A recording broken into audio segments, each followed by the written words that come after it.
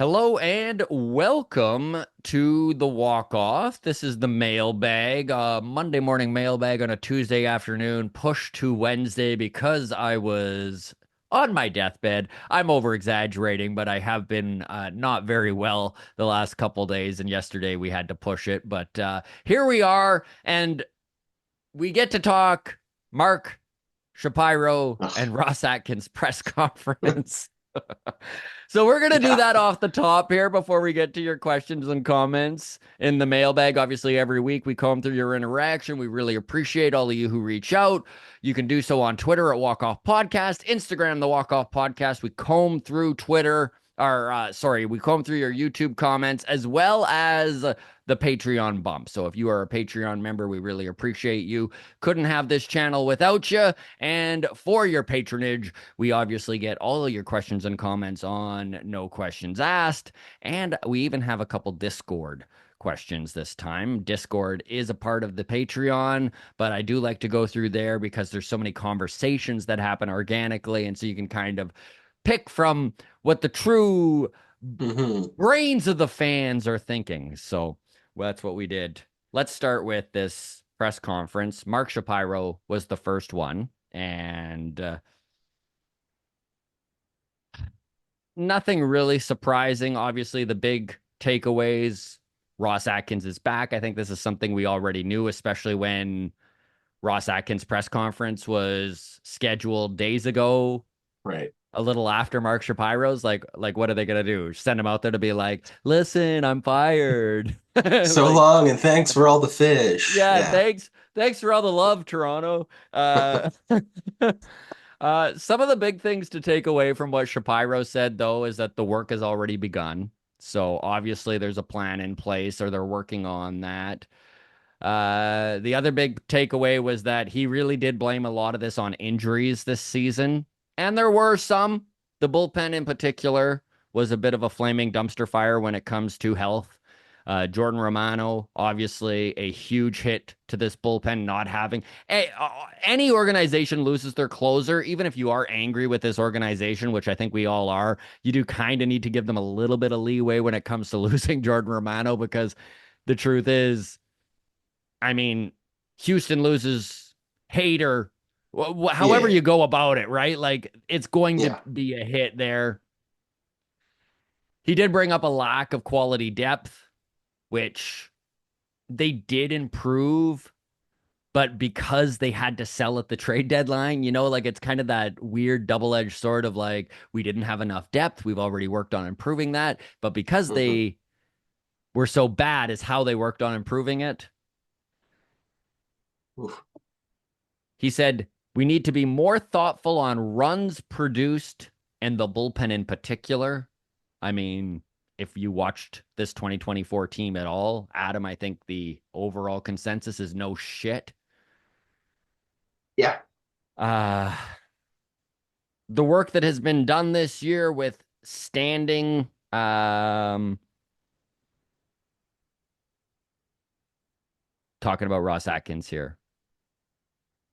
The work that has been done this year, notwithstanding, the past 4 years, we have left spring training feeling like contenders. Again, I guess it's hard to argue that.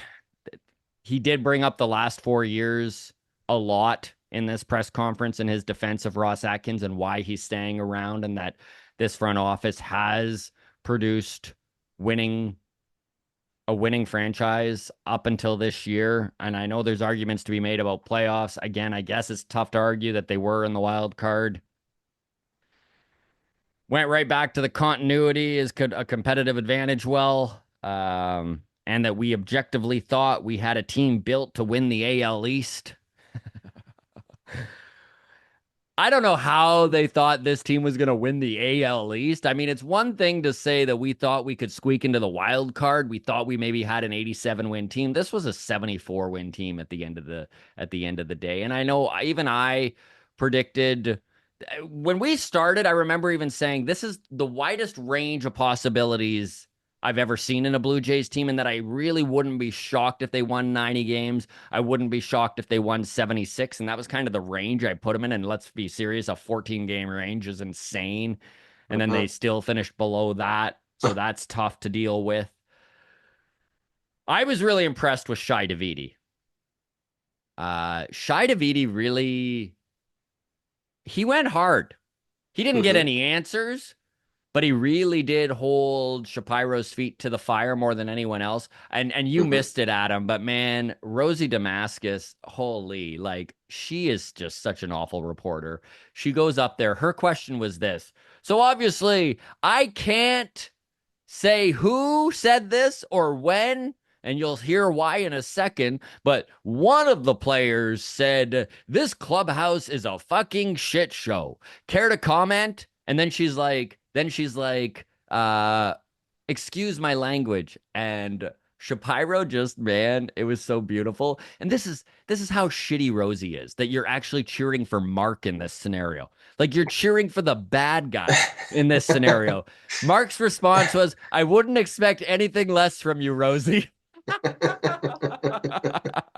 Uh, Like honestly, this is why journalism is questioned so much in 2024. Like, trust me, bro, is not a fucking source. Like, what the hell, man? Anyways, uh, and then we just both listened to the Ross Atkins press mhm. conference together. And was there anything he said that surprised you? Um, he spoke Spanish. Yes, that was literally the most impressive thing I've seen him do since Yeah. his Yeah. inception to this team 9 years Yeah. ago. Yeah. That was I had it. no idea. No idea. So, no, I mean, what else can you say if you're in his boat? Like, Yeah. it's a crappy situation. I mean, questions of like how many bats do we need to add? Everybody wanted a definitive number of like, well, we need three, we need four bats. Of course, he says I'm not going to put a number to it Hmm. because, what's he going to do? Like, say we need four bats and then go sign two and be like, okay, well, I've already failed and we haven't played game one yet. Like, so It's Ross Atkins it's, speak. Like the whole yeah. thing was Ross Atkins speak. Like this is a quote from Ross. We've got a lot of work to do. We've already started. Adding run scoring and bullpen are easy to pinpoint. Want to be creative to ensure we take the next step.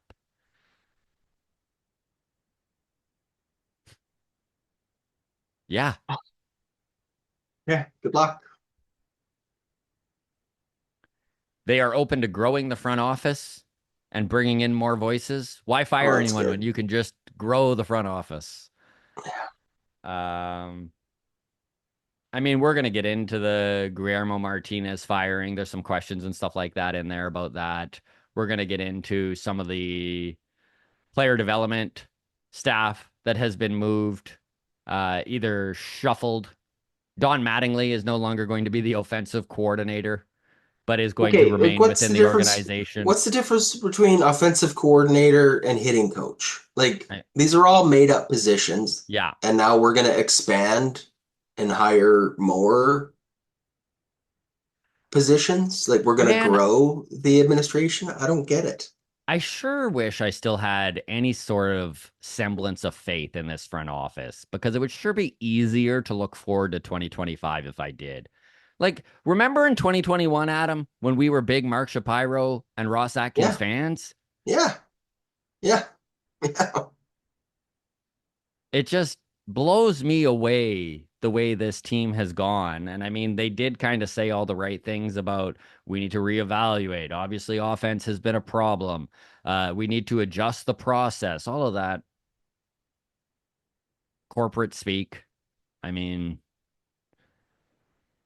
Yeah, I don't know Browns what else to crew, drop say. your comments It's below. What if you heard the press conference? Would love to hear what you folks thought about it. And maybe we'll tackle this on Friday, not even do a mailbag, just kind of what we can talk about what the fan base is feeling about this yeah. this press conference, where your hope is at. The other thing that really stood out to me that I wanted to talk about, Adam, before we get into the mailbag, is there was a moment when Mark Shapiro was asked whether Vladimir Guerrero Jr. is a generational player. And it really shocked me how hesitant Shapiro was to answer this question. I'm well aware that there's so much more that goes into this question and what he is saying in public because they are obviously trying to negotiate with Vladimir Mm-hmm. Guerrero Jr. right now. But he hummed and hawed and eventually said, I don't know, generational player. I guess it depends on your definition of generational player. He certainly has the opportunity to be a generational player. And then he went on to talk about Pete Rose hitting 200 hits in 22 seasons and that Vladdy couldn't quite do that and knows how hard that is.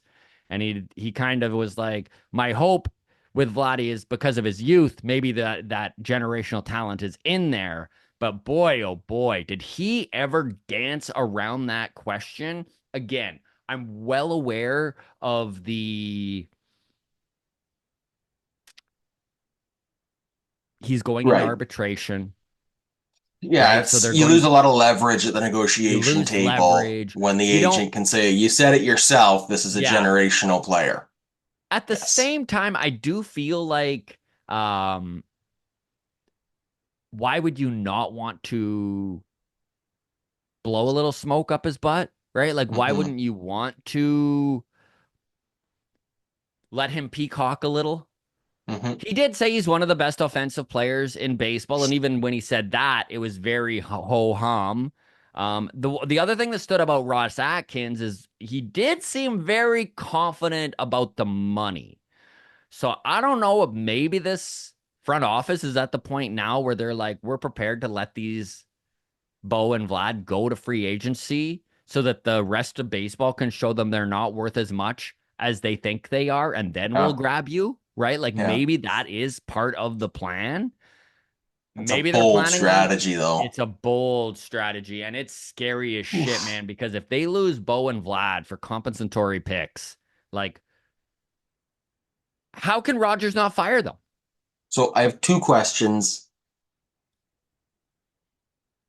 First, if that works out, like we're prepared right now to pay Vlad what 300 plus million, like us as fans, Yeah. we're on board with that. If this let them test free agency play works out, they test the market and then we sign them for a discount because they had their ego knocked down a peg or two. And we end up getting them for less. Does that does the Shapiro of it all go up in your books? Like does he gain credibility for having this huge bluff, this the balls of steel to let this play out potentially? Or is it just because I don't know. I still feel like that's a big gamble I don't want him making, even if it works out.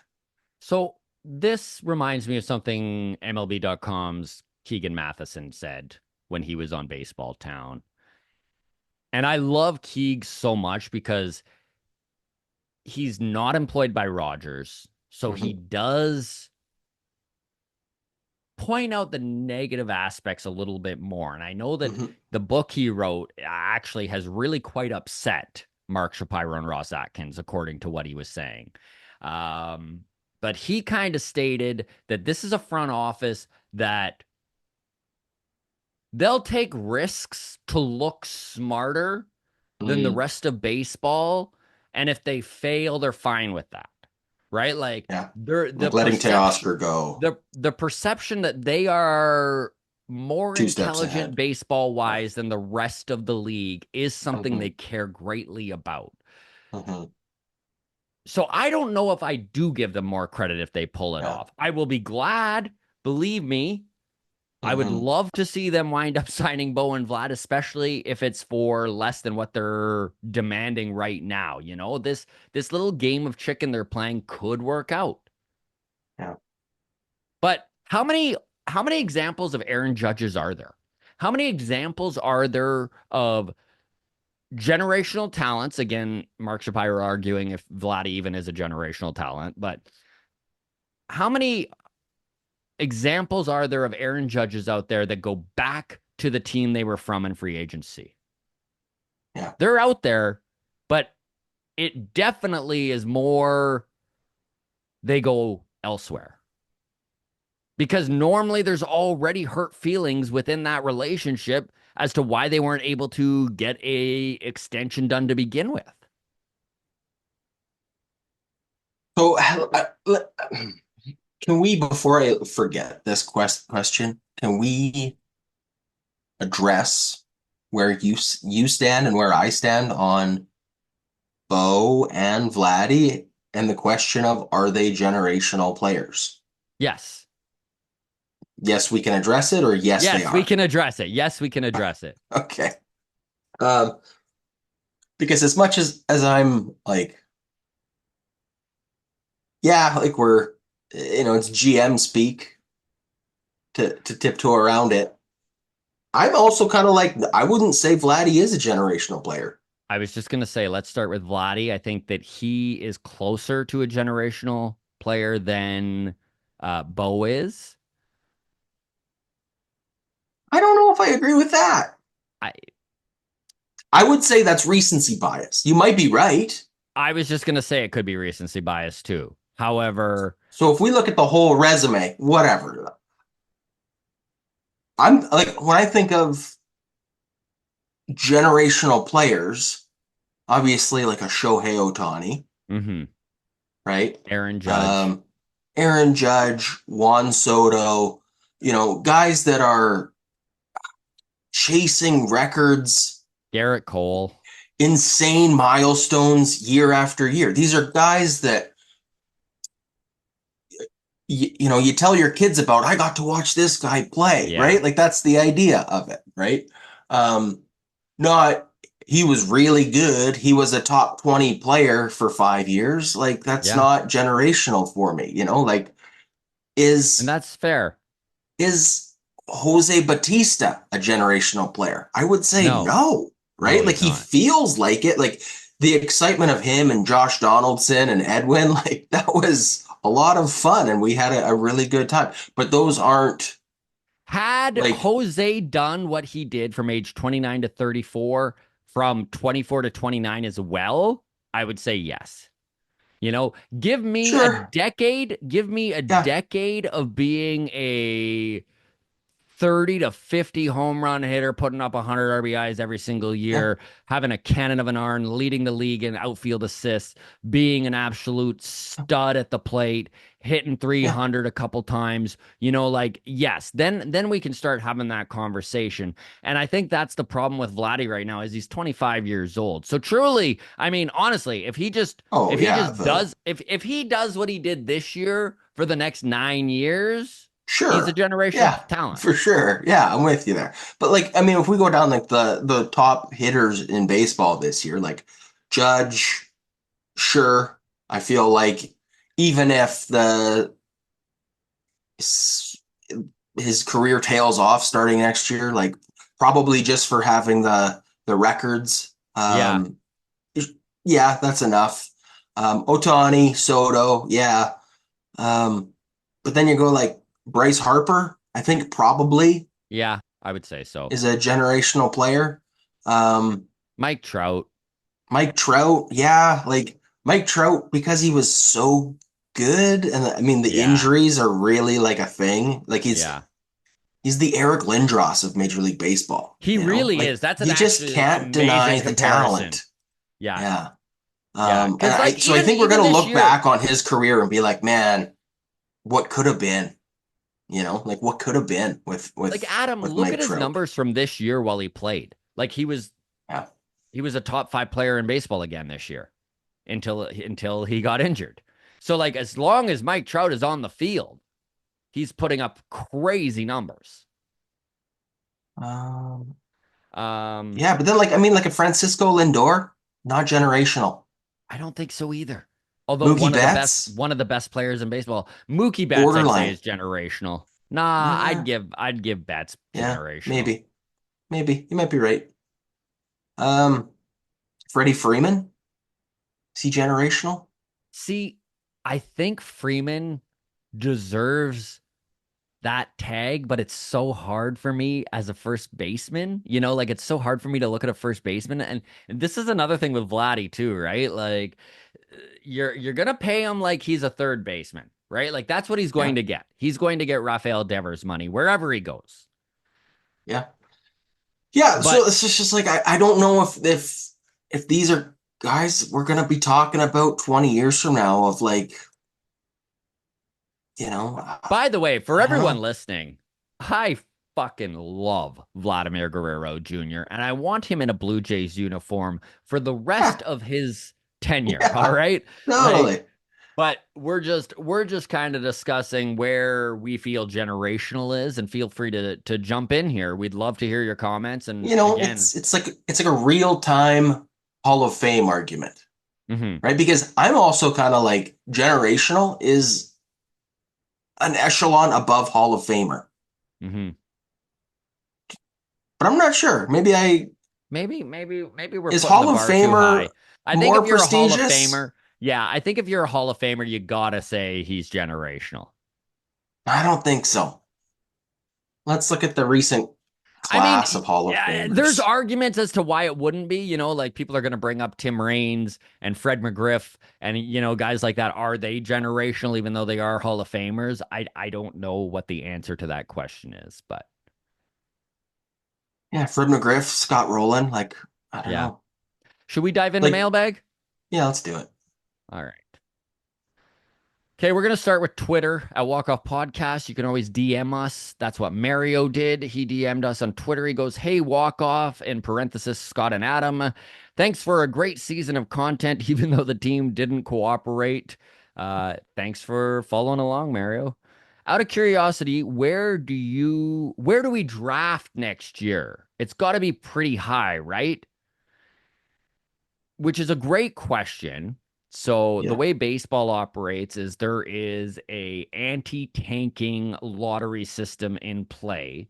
So the lottery formula for last year, if they're doing the same thing, which I'm fairly certain they are, the Jays have secured a 60% chance at a lottery pick, which is top six. They've got an 8.3% chance at first overall.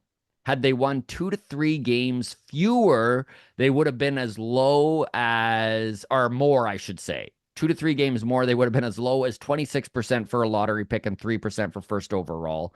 But again, the Cleveland Guardians picked number one overall, and they had a 2% chance last season. So it is a real roll of the dice here. However, the Blue Jays have the best shot at a lottery pick that they've had in years because obviously finishing dead last in the AL East and being as garbage as they were, especially in September. I mean, I didn't even need to say, especially in September. Just weren't a Um, good team. a- as it stands right now, this is according to Okay. tankathon.com.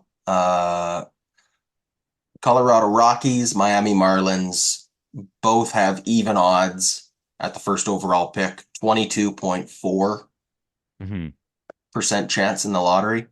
The Angels are third most likely at 18%. The Washington Nationals, fourth most at 10.2%. And the Blue Jays, fifth best odds at the number one pick. 7.48% is where they ended up, according to tankathon.com. No, that's Um, that's probably I was going off last year's okay. so that's probably more Formula. accurate. Sure. So there you go. Okay. Fifth best chance. For everyone who's like, why the hell don't the White Sox have a shot? Again, it's anti-tanking. So hmm the White Sox actually can't even choose first overall. Um, I think that's Um, correct, right? yeah. So White Sox and Oakland are both ineligible. Yes. So White Sox picked 10th, Oakland or will pick 11th.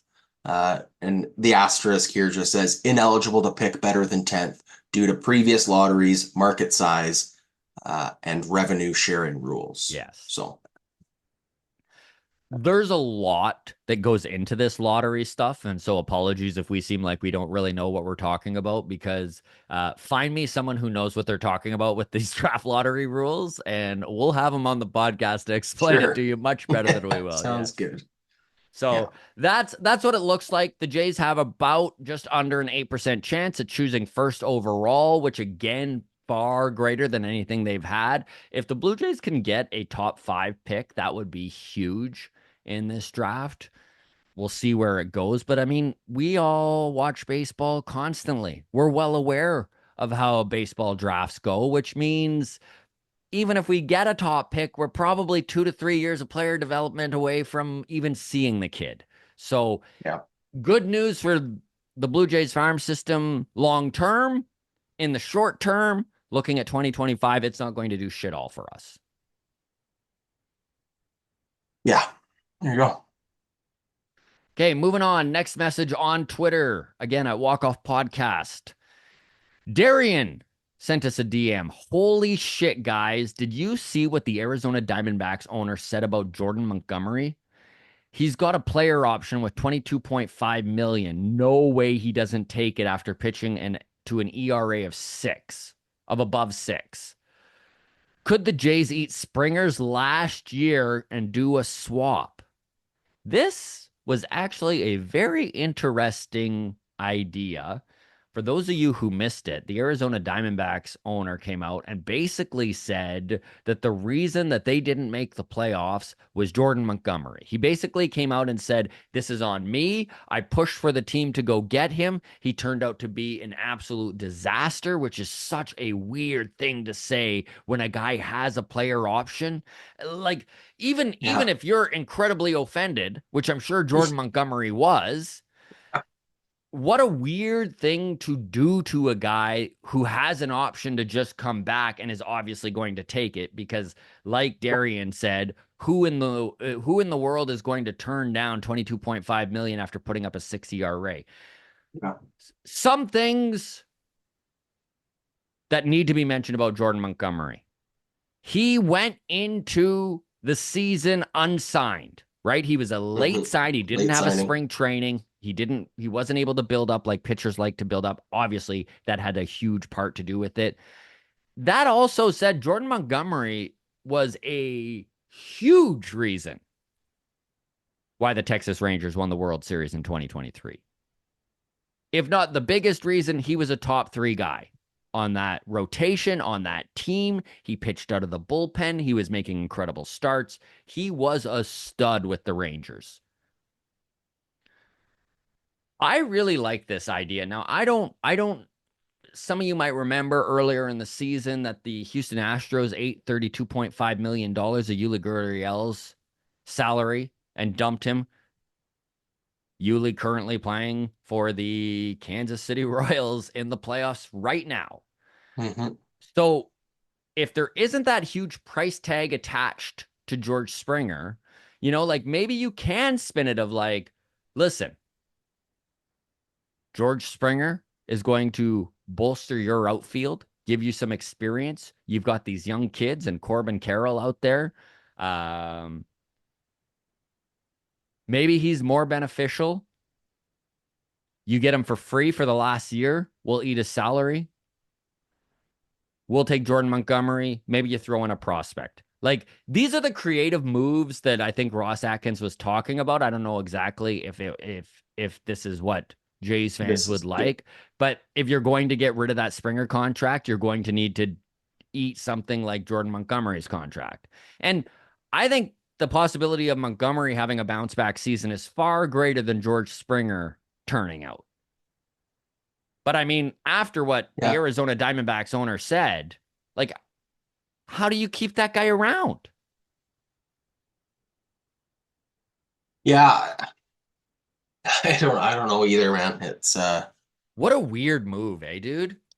I mean, we just commented on Shapiro's is Vladdy a generational player, right? And it's like, okay, but this is the opposite of that, right? Like this is why you can't do that, right? Like you lose leverage at the negotiation table. Well, he just lost leverage at the trade talk table, right? Yeah. Like so Montgomery, like you said, has to take the player option of whatever 22-ish million dollars. But the appeal to trade for him is so high. Mm-hmm. Like it just absolutely seems like a prime candidate for a bounce back season. Um, this is the career ERA inflated after last season's 6.2. Now sits at 4.03. But before Mm-hmm. that, so going back to, let's start just after the COVID season, 3.83 in 2021, 3.48 in 2022, 3.2 last season. Mm-hmm. Like that Logs feels inning, like you said, consistent. yeah, if you have them all season and you can justify the late signing because that seemed to impact everyone, Mm-hmm. right? I'd say that seems like a I mean, gamble look at I'd Blake feel pretty Snell. good about.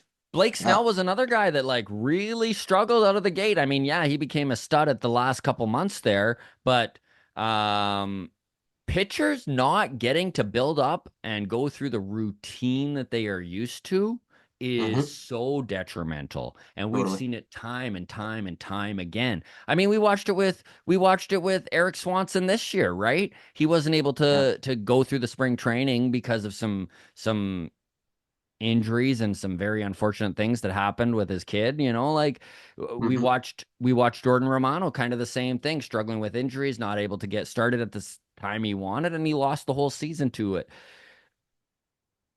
This is an interesting idea. I don't know if there is any appetite for George Springer in a scenario like this, Yeah. but maybe there is. Maybe. All right, moving on.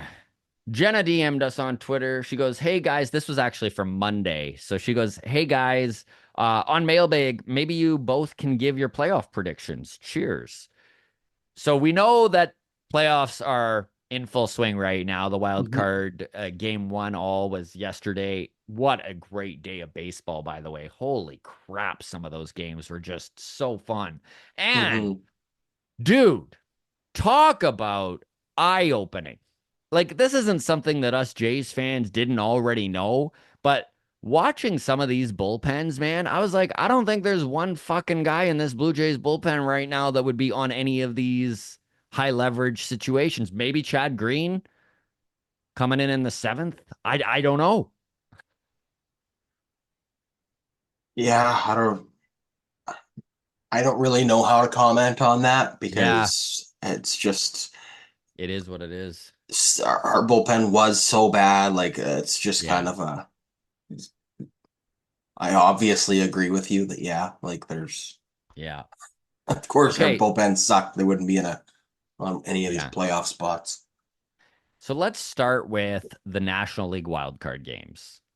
Okay, I Mets my and wife Brewers. Yeah, my wife and I made our brackets on Monday, so I'm just sticking with that, even though Okay, now that we know more, I'm not gonna deviate here from it. So, okay.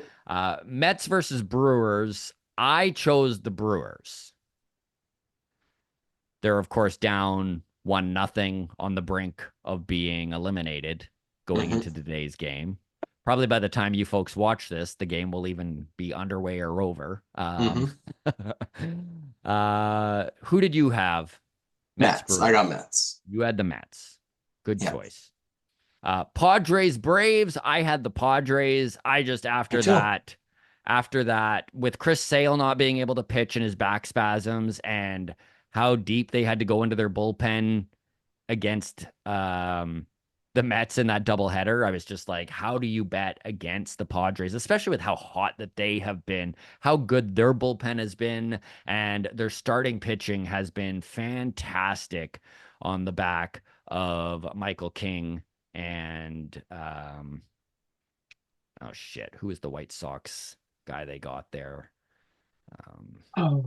Cease, Dylan Cease. Dylan Cease. Yeah. Yes, Dylan Cease. Um, So I'm with you. I just for me it's more of a vibe. Like that's I fair. got Padres, but for me Padres have always just been like the National League Blue Jays. Yes. Um, Also I don't like the Braves. I don't know if it's the Alex Anthopoulos of it all, if it's they Marcelo were fucking Zuna, dominant whatever it is. Yeah. forever as my childhood, like Yeah. just No, and but yeah, that's true. I so didn't like the Braves. I didn't like the Braves in the 90s either. I think most right, Jays that's what I fans mean, do right? that. Yeah. So didn't like him as a kid. I have the Alex Anthopoulos missing out. Watching him win a World Series after departing the Jays, like there's some butt hurtness Yeah. from me there. So yeah, I'm rooting for the Padres. I'm glad they're up 1-0 in the series now. So yeah. So the winner of the Padres and Braves plays the Dodgers, and then the winner of the Mets and Brewers plays the Phils. Yeah. So let's start with the Phillies series. Again, I chose the Brewers, and Mm-hmm. I went with the Phillies to take the Brewers. You went with Okay, the Mets I'm gonna take the Phillies to take the to Mets. get past the Mets. Yeah. Padres versus Dodgers. I went Padres again. I want the Padres to win. I think Dodgers are getting it. Okay, very fair. So that means that I have the Phils versus the Pods in the NLCS. You have Mm-hmm. the Phils versus the Dodgers. Who did you Dodgers. take? I got Phillies going to the World Series. Okay, I got Padres. All right. Now let's go I'd be to the happy with either of American those. League. I do not want the Dodgers in the World Series. Very fair, man. Let's go with Orioles versus Kansas City, which what a crazy game yesterday. Just a one Mm-hmm. nothing barn burner. Um, I took Kansas City. Really? Oh, I took the Orioles. I thought the Orioles were gonna. The Orioles have not won a playoff game since 2014, and I'm loving Yeah. that this is starting to be a thing. Mm-hmm. Because as soon as it's a thing, it gets in their head, even if they're young and they hadn't even played in 2014. Like none of this team was there. But man, it's becoming a thing. You know who the Orioles are? They're the American League Blue Jays. The Padres are the National League Blue Jays. Oh man. Orioles, man. No, honestly, I like what you're saying here of like like it's just scary to me to think about the Orioles being a young, cheap, offensive Yeah. Juggernaut. juggernaut year in, year out that like the Jays also have to deal with. So if they Mhm. can be a team that, yeah, it gets in their head of like, oh, this Soon as they young make the team playoffs, that they're like, keeps oh no. underachieving. Yeah, right. Like, They buckle under so pressure. They're so not clutch, right? Like, get it all yeah, out there, exactly. folks. Start saying it. Yeah. Talk it into existence. Okay, so you've got the O's, I've got KC. Going to the other wild card game, Tigers versus Houston. The Tigers taking a 3-1 win yesterday, going up 1-0. I took the Tigers. I just Me too. like I just the run this Detroit team is on, man, is so impressive, and Hmm. it's hard to bet against them. So Hmm. I'm with you okay. there. I took Tigers as well. Mostly, I think a lot of my bracket is not necessarily teams I think will win, but teams I want to win, and And I that's do not fair. want the Astros to win. So I took Yeah. the Tigers in round one. This, if the Astros lose this series, by the way, it will be the first time in 7 years that they have not gone to the ALCS. Wild, eh? Just Wild. incredible. Okay, so the winner of the O's and Royals series is going to play the Yankees. So I picked KC. I said the Yanks are going to beat the Royals. Yeah, me too. I got the Yankees winning. Okay. Cleveland versus Detroit. We both have that. I picked Yeah, Cleveland. me too. Cleveland is my World Series team in the American League. So, I love Cleveland's bullpen. I think it is the strongest pen in all of baseball currently. I think it's the year of J Ram, and I think they've got the horses in their starting staff to do it. So I'm picking them over the Tigers, which means it would be the Yankees versus the Guardians in the ALCS, and I picked Cleveland to win that. You did the same. I got Cleveland going all the way, buddy. So I've got San Diego Padres versus the Cleveland Guardians. You've got the Los Angeles Dodgers versus the Cleveland Guardians. I picked Cleveland to win it all. Yeah. I wait, did we do the NLCS? I thought I had Philly going to the World Series. Oh, did you have, yeah, maybe you had the Phils beating the Dodgers. Sorry. Yeah, You did, I got right? Phillies Guardians in the World Series. Right. And I fucking want the Guardians to win, but I think the Phillies are gonna do it. Okay. I've got Padres, Cleveland. I also want the Guardians to win. So maybe this is a little bit of just, for Canadians. I like the team. Yeah, They're an underdog. yeah. And I love a good bullpen. And this pen is insane between Kate Smith and Elite. Emmanuel Clase. I mean, it is just Hmm. some of the highest leverage studs out there. So Hmm. I'm picking the Guardians. Nice. I Drop love your it. comments below. Who are you picking to win it all, folks? Would love to hear your thoughts, your comments. Are we out to lunch? Probably. We don't know much. So all right. Thank you so much, Jenna. Appreciate your DM. And there you go. Those are our playoff predictions going to Patreon now. Obviously, if you are a Patreon member, a little added love from us. We couldn't run the channel without you. Going to Mark Drabert. He goes, these are my dream and nightmare off-season scenarios. Dream Oh, scenario. Dream scenario, sign Vladdy long term, sign Bichette long term, add 2 power bats, add a number 1 and 2 starter, add a closer. Yeah, sounds good. dream. Dream Sounds good. away, Mark. I love that Yeah, dream. He goes, estimated chance of this happening 2.5%. We got a mathematician in our there Patreon, you and I go. like it. There you go. Nightmare scenario. No extensions to Vladdy. No extension to Bo. We had one real bat. Francis and Rodriguez are our fourth 5 starter. Romano is our projected closer. Estimated chance of this happening 60%. Yeah, I don't know if it's that high, but Yeah, feels that high. it does. I think this team is going to look very different from it did at the start of 2024 as Yeah. we go into the 2025 season. How it's going to look and whether we agree with how it looks is yet to be seen. Hmm. It's going to be interesting. Anything to add there before we move on? No, I hate Yeah. everything about waiting for the Yeah. results to pan out, but it'll be a slow October for us. Hmm.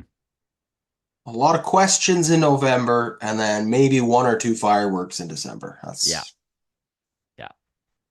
Okay. Matt Finley wrote in on Patreon. He goes, hey, Scott and Adam, obviously you'll have videos throughout the off season, which is true. We do keep yep. going.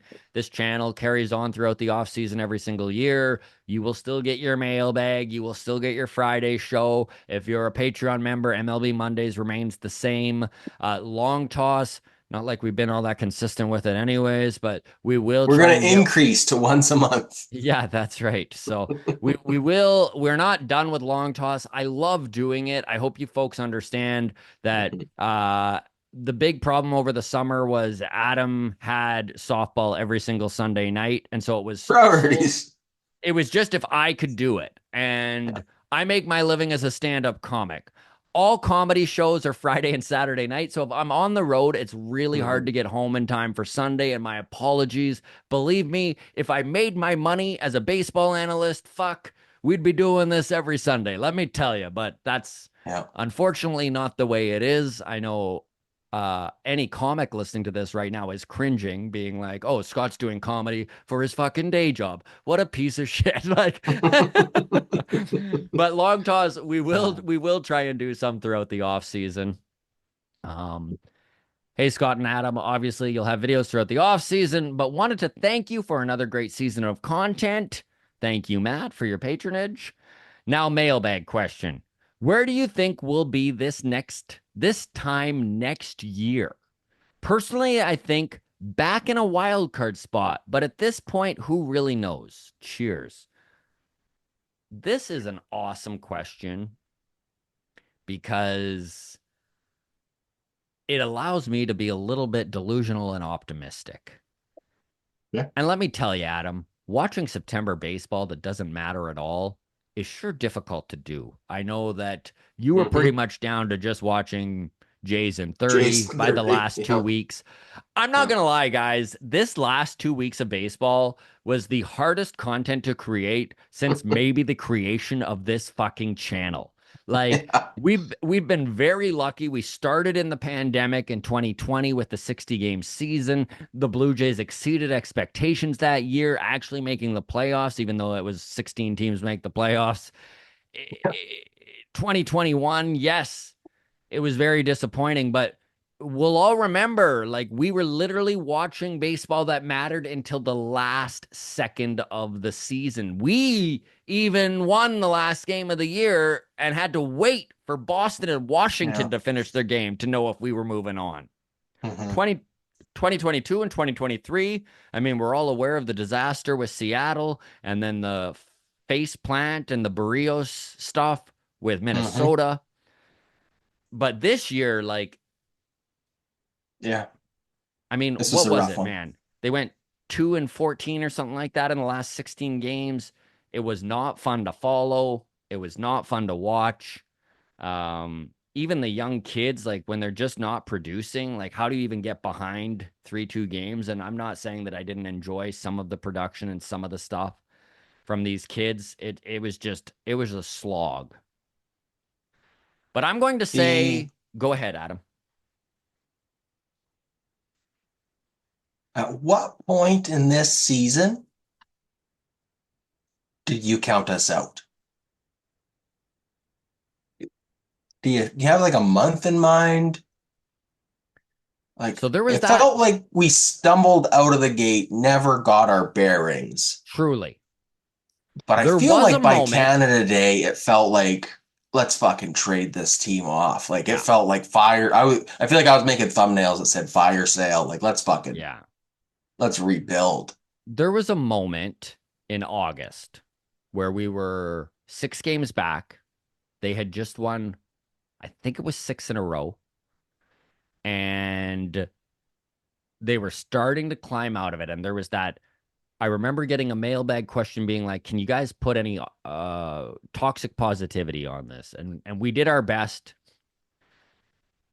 When they lost four in a row after that, I was like, okay, this is, I mean, even delusional Scott is gone at this point, Yeah.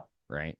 So that was kind of the moment, but reality Scott, yeah, by about mid-May, it was kind of pretty obvious that this wasn't the team that was going to do it, Hmm. especially with the Rough. bullpen. Yeah, especially with the bullpen injuries and stuff. Yeah.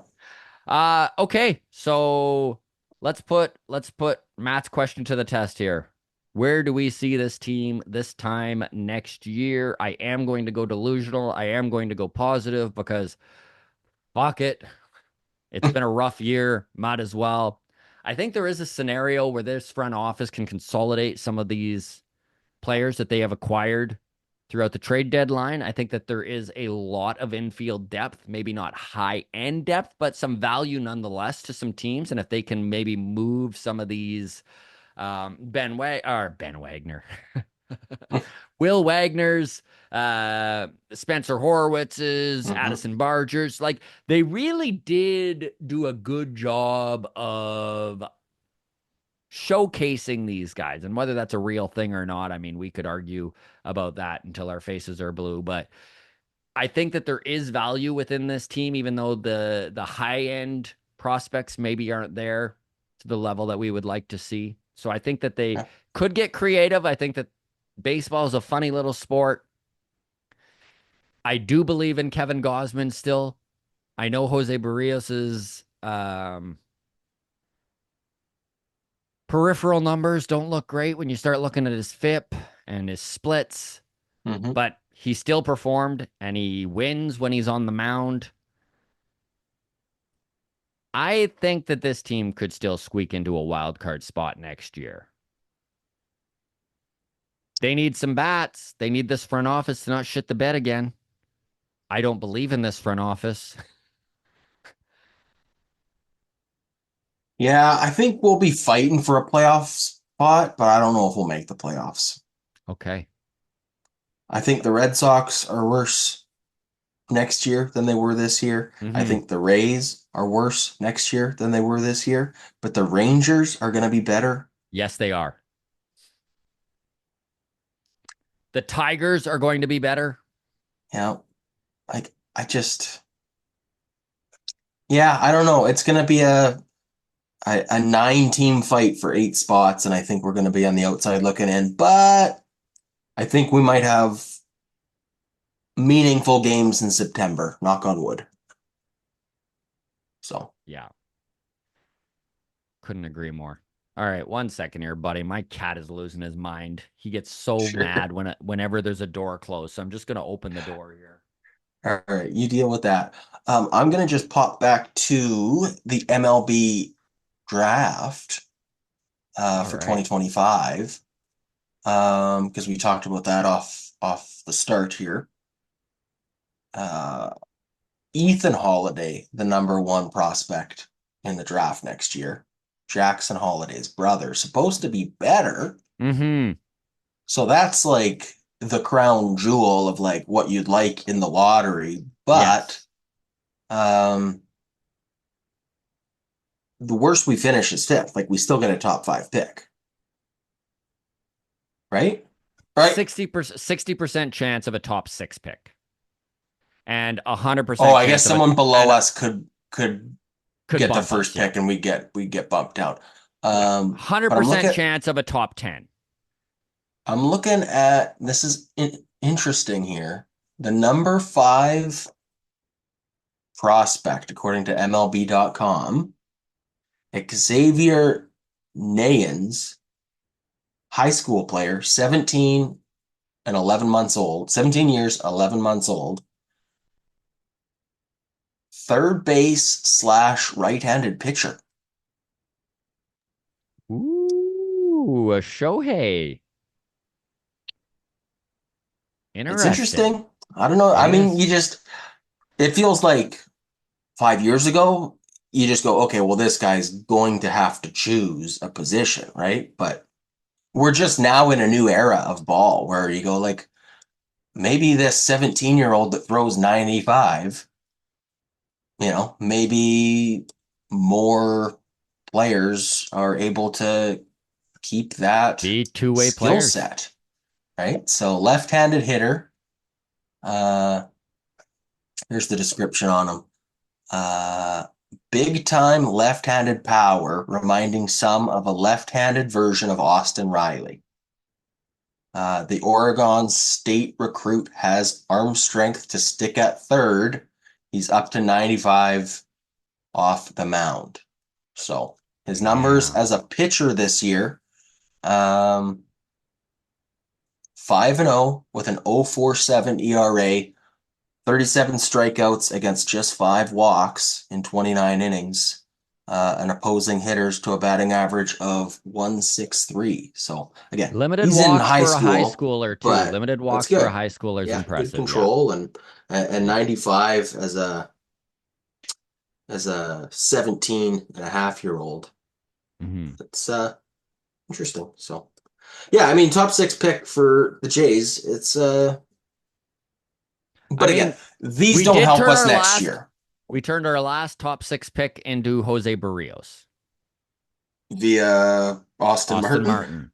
All right, Austin well, Martin I'll take it. drafted fifth overall in 2021, and So they turned that into Jose Barrios. So so we'll yes, see we what could happens, draft high, get a guy who doesn't help us next year, but but maybe you could can be flip traded at that. a deadline into a piece that does help us. So there you go. Exactly. Exactly. Okay. All right. Going to Discord. Some of the folks in there were talking about Guillermo Martinez. Scott Adams posted batting coach of the league leading 2021 Blue Jays offense, Guillermo Martinez, fired.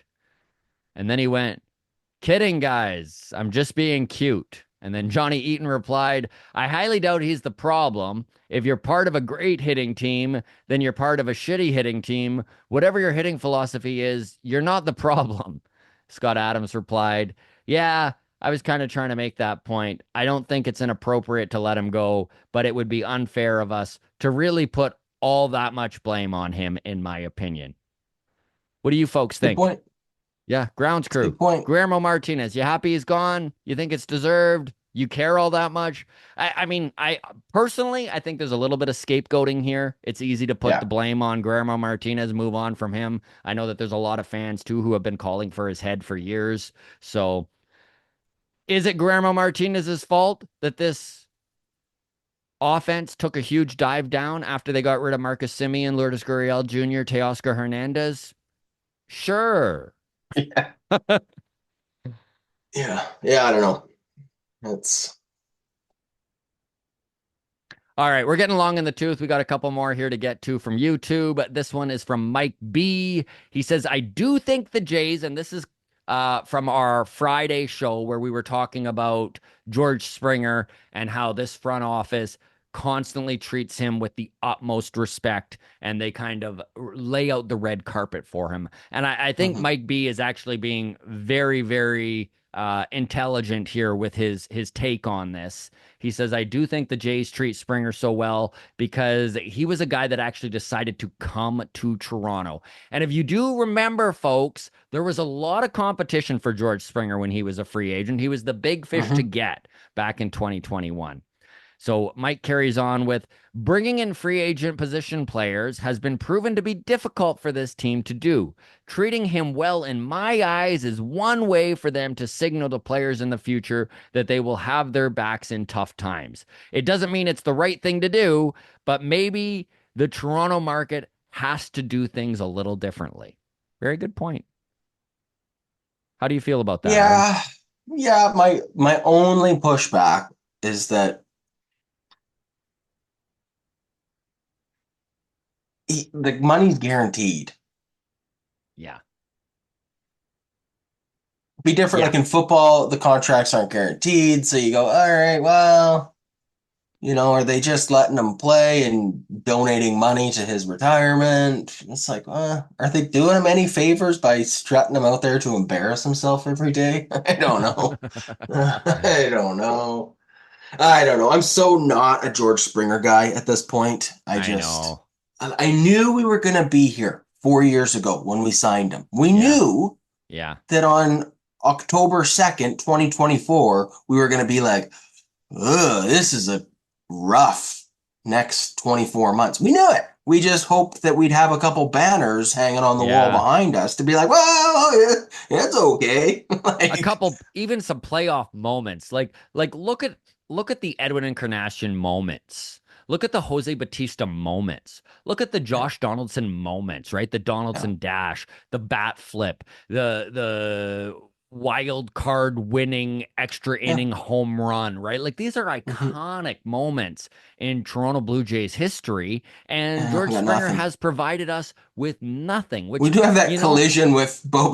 Bichette. Yeah, that's literally probably the moment he'll be remembered for most. And it is too bad because George Springer was a very talented player. But I mean, we've said it before, right? We went to the Astros and we said, we will take your best cheater. And here we are. Yep, that's it.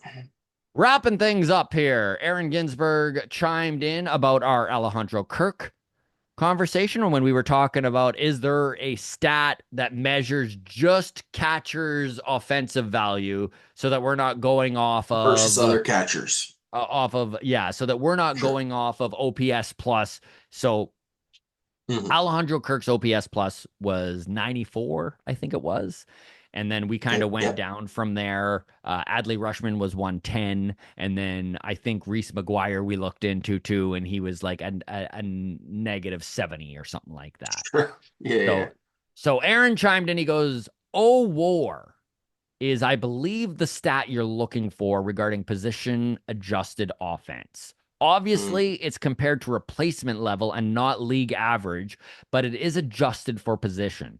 So Kirk has a 1.4 offensive wins above replacement this year. So again, zero being the replacement level. Okay. Rushman has a 3.10 war. Reese McGuire is a replacement level offensive catcher at 0.00 war. Aaron, thank you for being smarter at baseball than we are. And we appreciate you dropping that information there. Truly do love when you, the grounds crew, steps up and kind of does the work for us. So thank you, Aaron. Very I, interesting. you ever just, you're so dialed into your topic that you forget to add context to whatever you're doing? I forgot. I was looking at Google and I typed in war explained because I know there's like a number chart of like 0 to 1 war is this, 1 to 2 war is this, like Yeah. 7+ war is like MVP caliber, 5 is an all-star, whatever, right? Yeah. So I Google war explained and nothing but Iran and Israel. And trying to Good. explain the context of the Yes. Middle East. So, Yeah. Yeah. yeah, The Middle East conflict explained yeah, here on the walk off. explained. Yeah, there you go. All right, folks, that is Mailbag. Thank you so much for all your questions and comments. We really do appreciate all the interaction that you guys do.